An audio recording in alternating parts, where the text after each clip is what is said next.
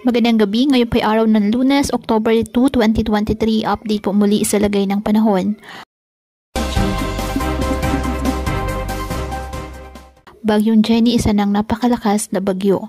Tumindi ang dalang hangin ng Bagyong Jenny na may international name na Koino na nasa silangan po ng Basco, Batanes.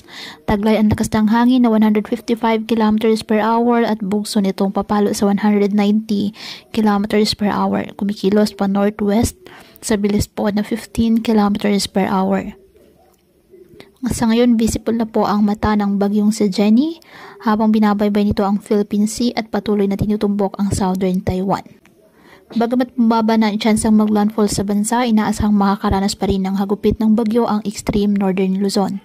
Inaasahang patuloy pang lalakas ang bagyo bago tuluyang maglandfall sa Taiwan sa Miyerkules ng gabi o madaling araw ng Huwebes. Patuloy naman pong papalakasin ng bagyo ang habagat na inaasahang magdadala ng mga pag-ulan sa Luzon at sa Visayas, lalo na po sa kanlurang bahagi.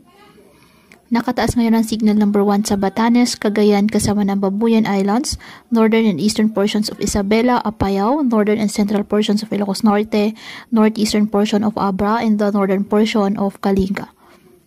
Kaya pinapayuhan ng ating mga kababayan na maging maingat po sa mga posibilidad ng pagbaha at pagguhod ng lupa, lalo na po kapag may malalakas na ulan, at ugaliin na magdala palagi ng payong o kahit anong panangga sa ulan o kahit naman sa init ng araw kapag lalabas po ng ating mga tahanan.